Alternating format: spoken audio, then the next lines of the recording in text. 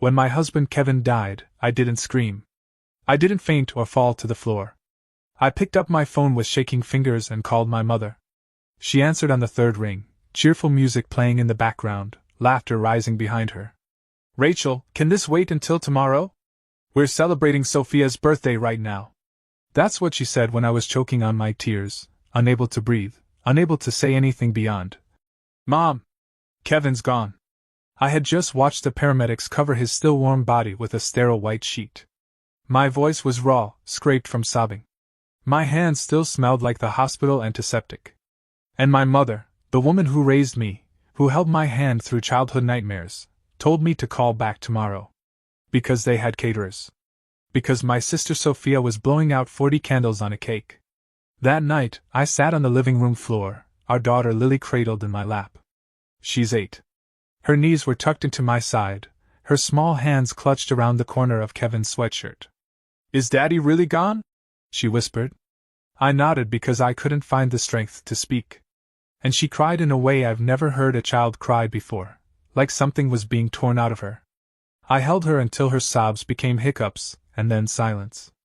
Outside, the world kept moving. Inside, ours had collapsed. We didn't get a single visitor from my side of the family. Not that night. Not the next day. They didn't show up until 4 days later at the funeral, and even then they were late. My parents had been married for 40 years. They'd lived through job losses, illnesses, a house fire. I thought they would know how to support someone in grief. But instead of bringing comfort, they brought questions. "Was Kevin's life insurance up to date?" my father asked. "Not. Are you okay?" "Not. What do you need?" "Just money. You know how people say grief brings people together? That family steps up when tragedy strikes? That's a lie. Sometimes, grief shows you exactly who people are. It strips everything down to the bone. And what I saw in my own parents, in their indifference, their greed, wasn't just shocking. It was betrayal. I used to think that losing Kevin would be the worst thing that could ever happen to me. But I was wrong. The worst part wasn't losing him. It was realizing that the people who should have held me up through it, my own flesh and blood, only saw an opportunity. Hi. I'm Rachel. If you've ever been betrayed by family during your darkest moments, if you've been made to feel like your pain was inconvenient, or worse, profitable, please share where you're watching from and subscribe. I want to hear your story. Because I know now, some people don't just ignore your grief. They come for what's left of you. Kevin and I met during sophomore year at Northwestern.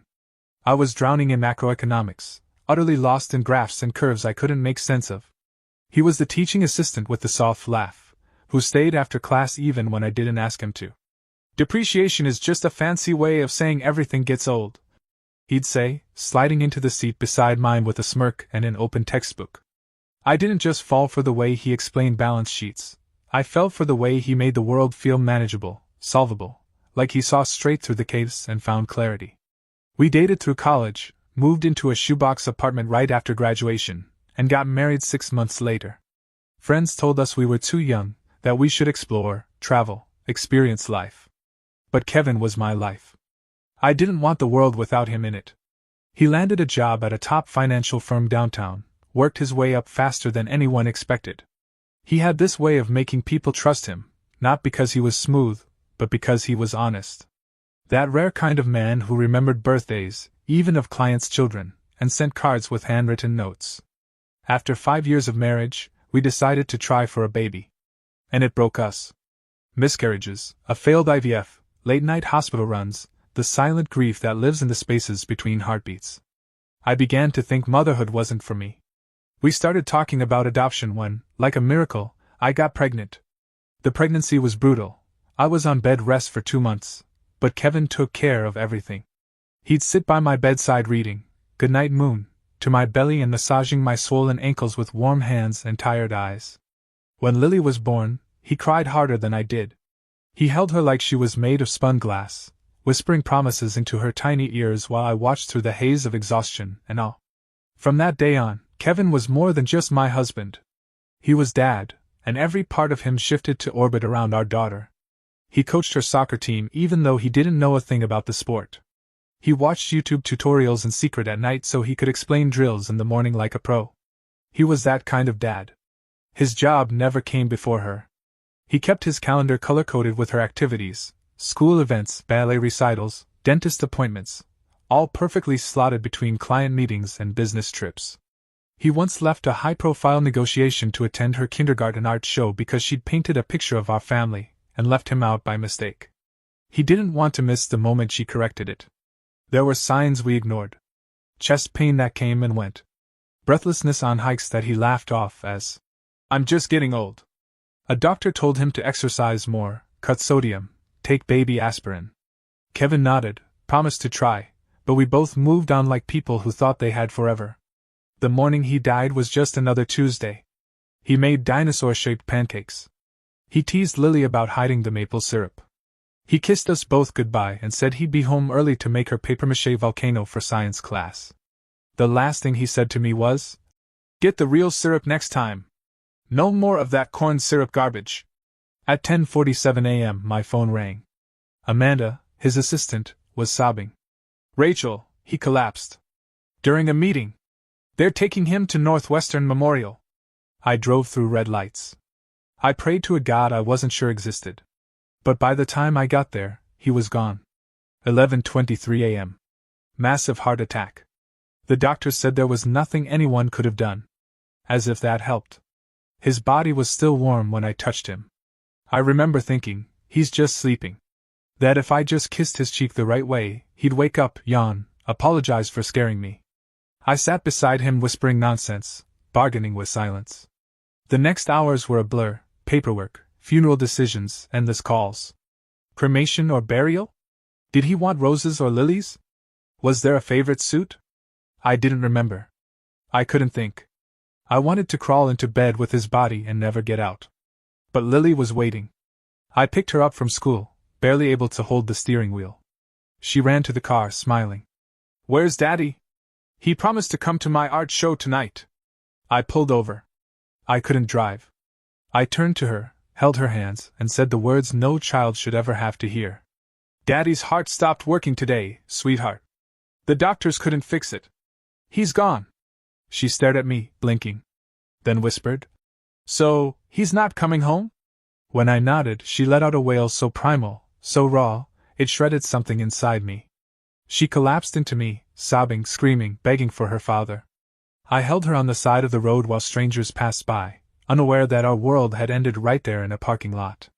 That night, she slept in our bed, wrapped in Kevin's t-shirt. I sat on the bathroom floor with the water running, sobbing until I threw up. I needed my parents. I called them again. "Mom! Kevin's dead. Please!" Laughter in the background. A pause. Then, "Rachel, we're just sitting down for Sophia's birthday dinner. Can we come by tomorrow instead?" I didn't respond. I couldn't. Kevin's funeral was scheduled for Saturday. The days leading up to it were held together by casseroles from neighbors and text messages from friends I hadn't spoken to in years. Kevin's brother, Marcus, flew in from Japan within 24 hours of hearing the news. He walked into our home like a man who had sprinted through grief, eyes red, hands shaking, and hugged Lily so tightly she whimpered. My parents called once to ask what time the service was and whether they should wear black or something more upbeat, since it was technically a celebration of life. They didn't ask if I needed help. They didn't ask about Lily. On the day of the funeral, Lily wore a blue dress, her favorite. "Daddy says I look like a princess in blue," she told me while I braided her hair. I pinned a small flower behind her ear the way Kevin used to and kissed her cheek. We arrived early. Kevin's coworkers came in dark suits and red eyes. Some of them cried. Others held Lily's hand and told her stories about her dad, how he used to sneak donuts into morning meetings or how he defended a single mom client from a greedy ex-husband. My parents were late. 20 minutes after the service was supposed to start, they rushed in, whispering complaints about traffic and what Sophia had to wear. My mother hugged me perfunctorily. My father gave Lily a pat on the head. During the service, Sophia scrolled through her phone. My father kept checking his watch. When I stepped up to give the eulogy, I could barely feel my legs. But then I looked at Lily, so small, so brave, and I spoke. About Kevin's humor. His terrible puns. His hatred of cilantro. His love for real maple syrup. And above all, about how he never once put anything ahead of his family. When I said those words, I locked eyes with my parents. My father was fiddling with his program. My mother dabbed dry eyes. Afterward, there was a small reception. My in-laws did everything. Kevin's mother served drinks, made sure Lily ate. His father helped clean. My parents sat in the living room accepting condolences like royalty, lifting not a single finger. I overheard my father near the wine table talking to Uncle James. Kevin was doing well. Partner track. That life insurance must be a solid chunk. I froze. He hadn't even been in the ground for 4 hours. Kevin's death didn't break me. It cracked something open, but what came out wasn't weakness. It was something waiting to be tested. Because grief didn't just strip away my husband. It revealed the rot that had always existed in the background. It showed me that blood doesn't mean loyalty. That silence doesn't mean support. What came next, the confrontation, the betrayal, the envelope, would change everything. But that moment, at the edge of Kevin's grave, when my parents whispered about money instead of mourning, that was when I stopped calling them family. It was 2 weeks after Kevin's funeral when they came to my door. Lily had just returned to school. I was sitting at the kitchen table, surrounded by papers, bank statements, health insurance forms, school documents I barely understood, all of it still smelling faintly of hospital antiseptic and vanilla from Kevin's cologne that lingered on his old sweater draped over my chair. I was still too raw to clean out his closet. Too broken to even think about touching the suit he was buried in. The doorbell rang. Through the peephole, I saw them, my parents, standing side by side on the porch. My father adjusting his golf shirt like he was preparing for a business meeting, my mother checking her reflection in a compact mirror. I hadn't spoken to them since the funeral. Not really. They'd sent a few meaningless texts. Thinking of you. Or, let us know if you need anything. But I never replied. Still, I opened the door. Maybe part of me hoped they'd finally say what I needed to hear. I didn't know you were coming, I said flatly. We thought we'd check in. My mother replied breezily, brushing past me into the foyer. See how you and Lily are doing. Is she at school? My father added, peering down the hallway. Good. We can talk openly. I should have seen it then. The warning signs. The way they moved through my house like they owned the walls. The way my mother's eyes lingered on the new sound system Kevin had installed last month, running her fingers along the speakers like she was mentally appraising them. I made coffee. Out of habit. Because when you're raised by people who train you to smile through your own discomfort, you become a perfect little hostess even while drowning. They sat on the couch. I sat across from them with 2 steaming mugs between us. No condolences. No questions about Lily. No mention of Kevin's name. Then my father cleared his throat. Rachel, he began, setting his cup down precisely on the coaster. We wanted to talk about your situation. My situation? I echoed, slowly. Your financial situation. My mother clarified, as if I were a confused child. Now that you're adjusting to life without Kevin. I blinked. What about it? Well, my father leaned forward, elbows on knees. Your mother and I are getting older. Our retirement fund took quite a hit last year. Between the market downturn and healthcare costs, it's been difficult. I said nothing. We thought, he continued, given Kevin's position and the life insurance payout, you might be in a position to help the family. It landed like a slap I didn't see coming. I stared at them. Then blinked again. Are you asking me for money? My mother had the decency to look slightly uncomfortable. My father, however, smiled, relieved that we were finally getting to the point. Yes, he said. We were thinking something substantial would make sense. Perhaps 50% of the payout. That would secure our retirement and still leave plenty for you and Lily. 50% of Kevin's life insurance. The money he earned. The money meant to protect Lily's future. The money his hand had signed over to me because he believed I would guard it with my life. My heart thudded like a war drum. 50%. I repeated slowly. My father nodded. It's practical. Logical. You know how generous we've been over the years. College tuition, your first house down payment. We're not asking for more than our share. I laughed. I didn't mean to. It just slipped out, this bitter, humorless spark that startled even me. My husband died, I said, my voice low and trembling. I haven't even gone through his things. His shoes are still by the door. His shirts still smell like him. And you're sitting here, asking for money like this is a goddamn lottery. Rachel. My mother gasped, clutching her pearls like she was in a soap opera. There's no need to be so emotional. Emotional? I echoed. You want me to be calm while you ask for half of the money that was meant for your dead granddaughter's future? My father's face hardened. Don't be dramatic. Kevin had a heart condition. He should have taken better care of himself. This was always a possibility. You need to think practically now. You didn't even come when he died. I snapped. You stayed at a birthday party. We had guests, my mother said quietly, her voice clipped. We had already paid the caterers. I stood up. My chair scraped so loudly it made them both flinch. Get out. Rachel, please. Get out of my house. My father stood, huffing. This is the thanks we get for raising you. I walked to the front door and opened it. You raised me to be small. To be quiet. To give Sophia everything she wanted and pretend I was okay with it. But Kevin raised me differently. Kevin made me stronger. Kevin would never have let you near Lily's future. My mother clutched her purse to her chest like a shield. You'll regret this. No, I said. What I regret is thinking you would ever show up for me when I needed you. I should have known. The moment I said he died, and you asked if I was sure. They left in a flurry of muttered curses and feigned injury. I stood there until their car disappeared, then locked the door behind me and slid to the floor, sobbing. Later that day, when I picked Lily up from school, she asked, Did Grandma and Grandpa bring something? No, I said. She paused. Did they come to ask about Daddy's money? I blinked at her. Why would you say that? I heard Grandpa say at the funeral that we'd be rich now. Because Daddy died. I wanted to scream.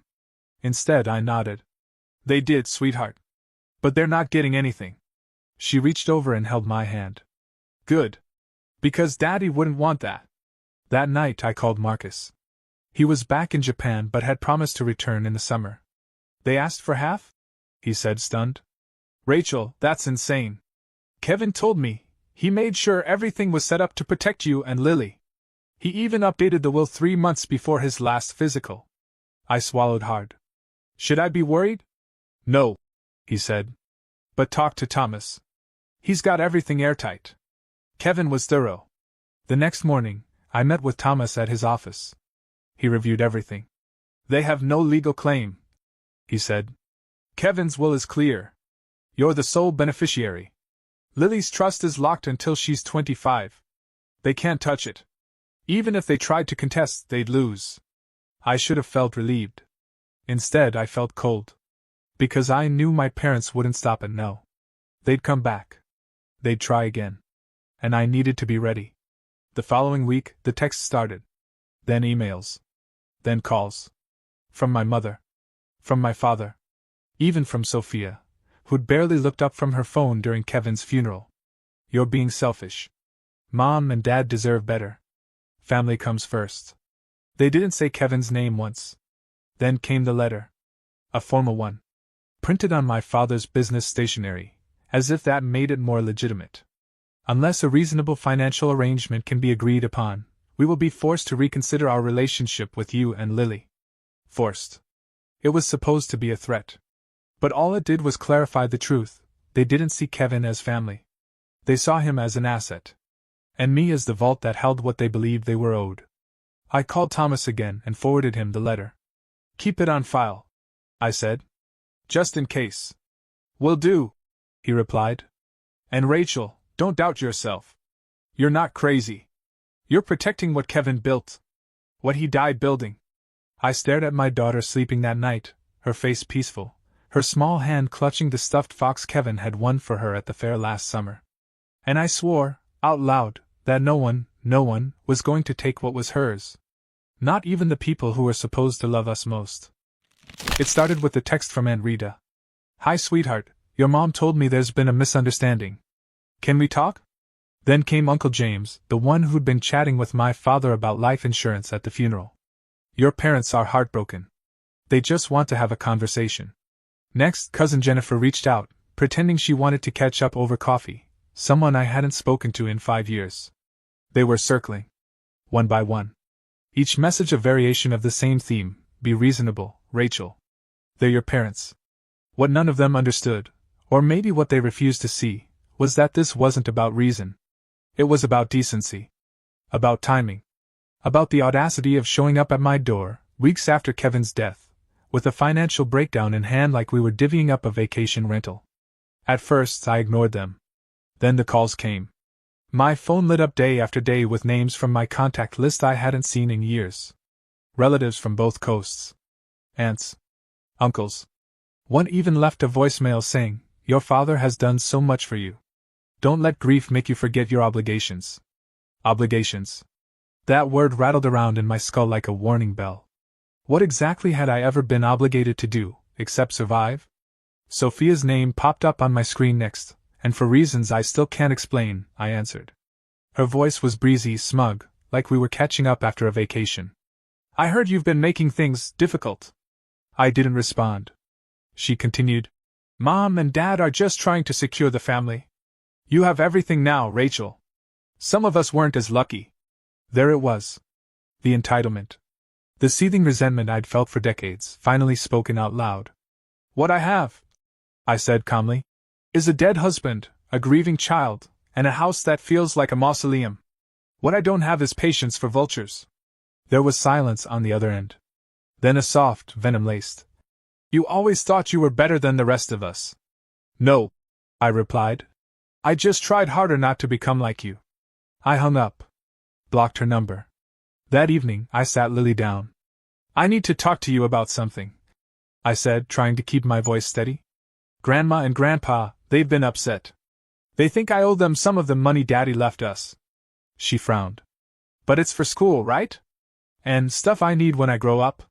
"Yes," I said. "It's for everything Daddy wanted you to have. And I'm not giving that up. But they might try to talk to you. Or show up. And if they do, I want you to tell a teacher or come find me right away. Okay?" She nodded, solemn. "I don't want to talk to them." I kissed her forehead. "You won't have to." But the pressure didn't stop.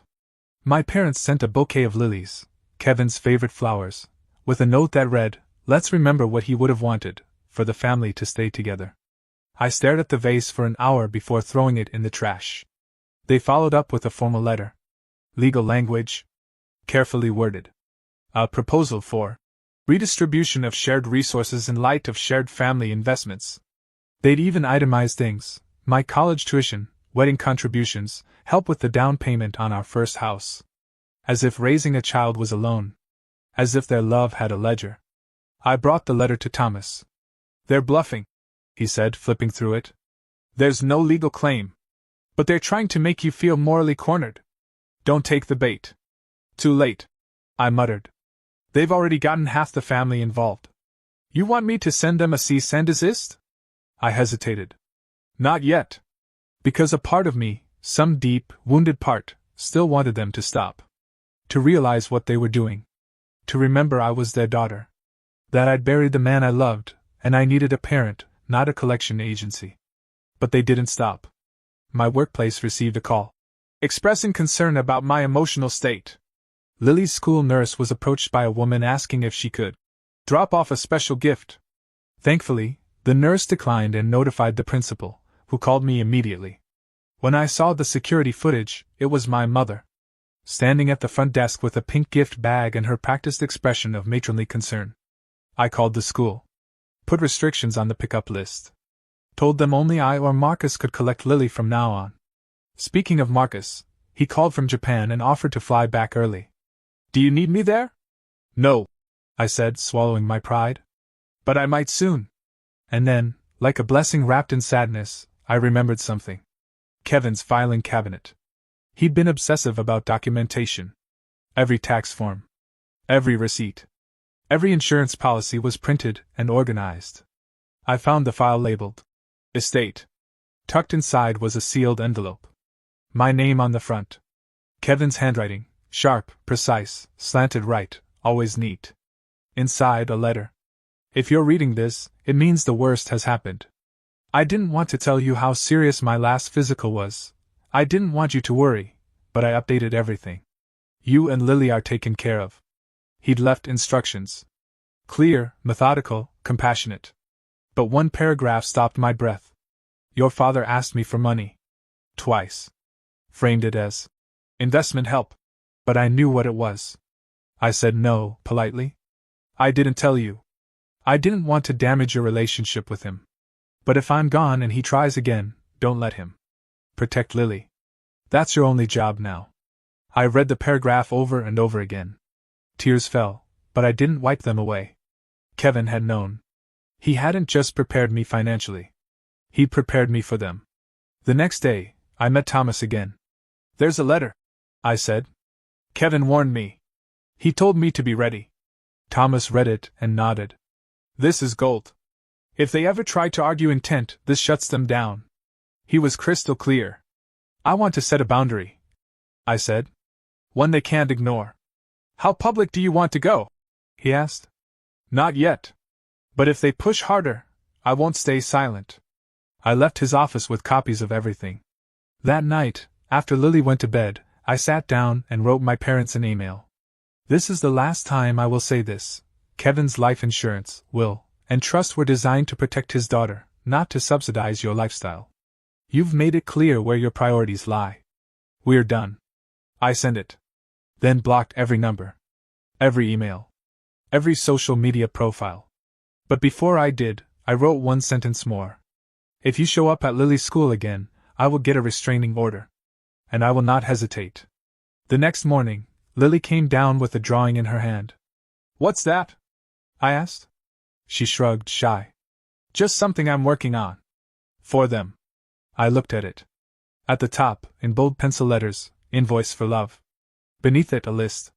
Hugging me when I cried? $0, not provided. Helping Mom when she was sad?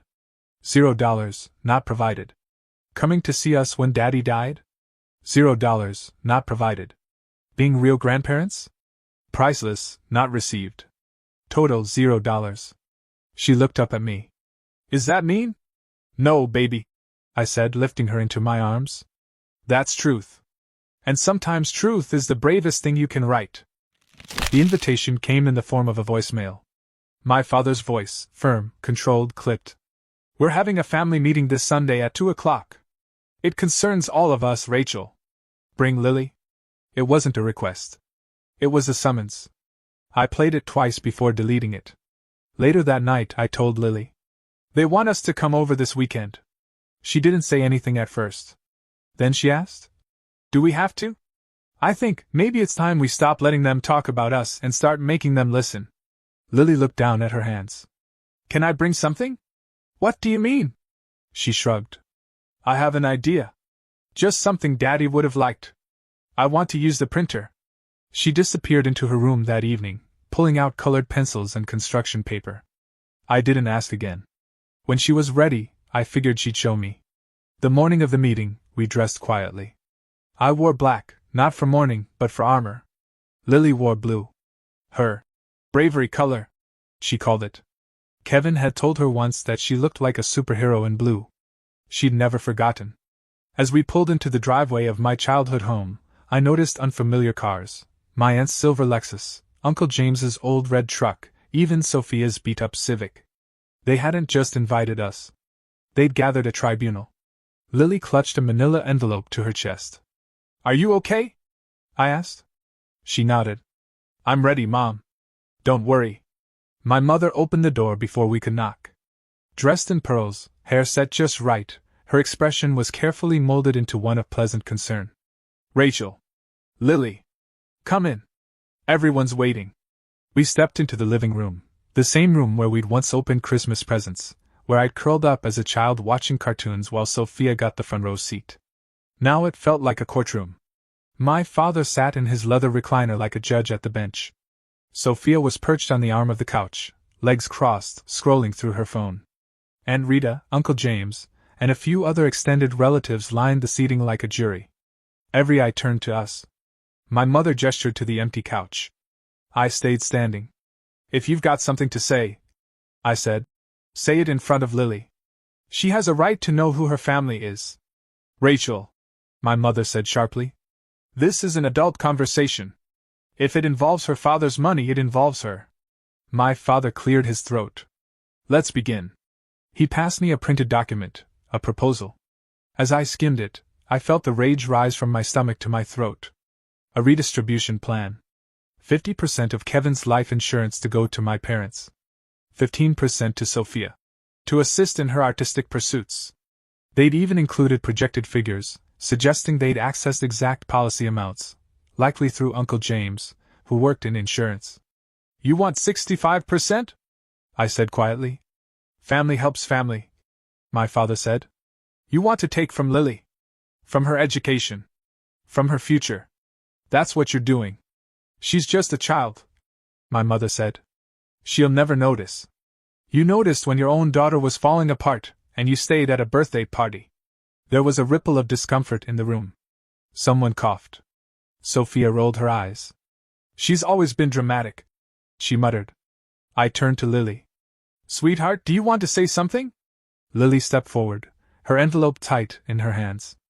I made something, she said clearly, her voice soft but strong. It's for you, Grandma and Grandpa. She walked up to my father and handed him the paper. He unfolded it. Silence fell. On the page, in careful block letters, was a list. Invoice for real love and support. Holding Mommy when she cried, $0, not provided. Asking if I was okay, $0, not provided. Coming when Daddy died, $0, not provided. Helping me sleep when I had nightmares, $0, not provided. Being a real grandparent, priceless, not received.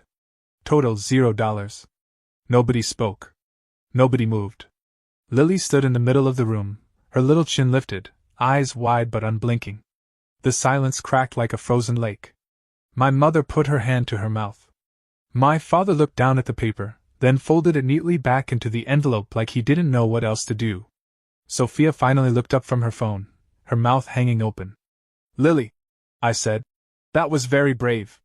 She walked back to me and took my hand. Daddy said people need to see what they earn. So I showed them.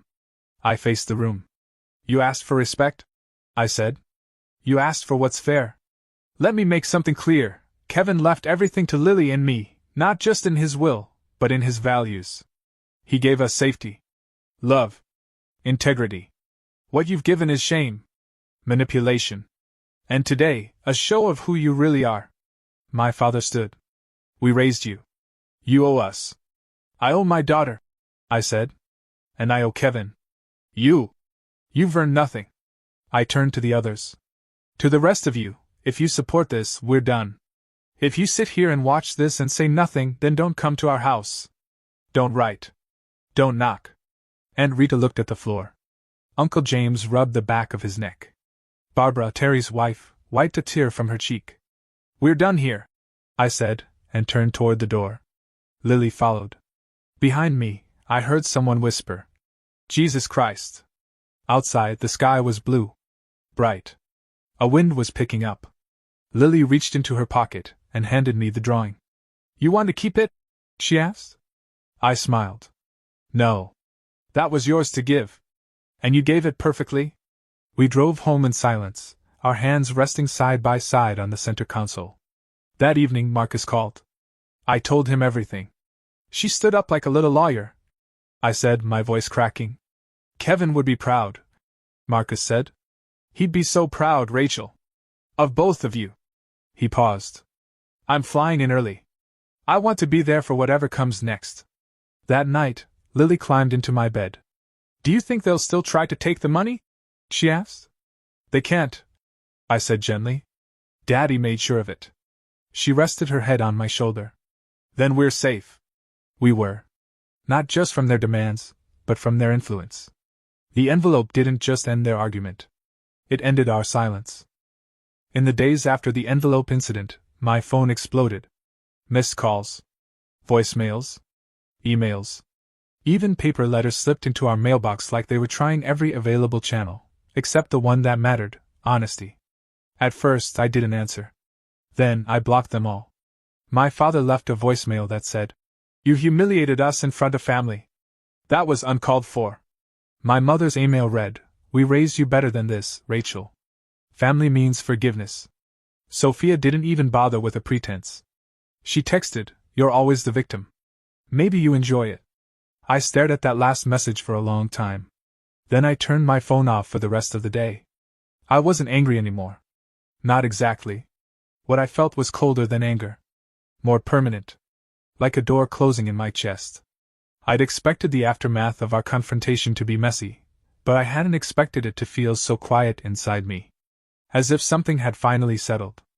A truth I had been avoiding my whole life had now taken root. They weren't my safe place.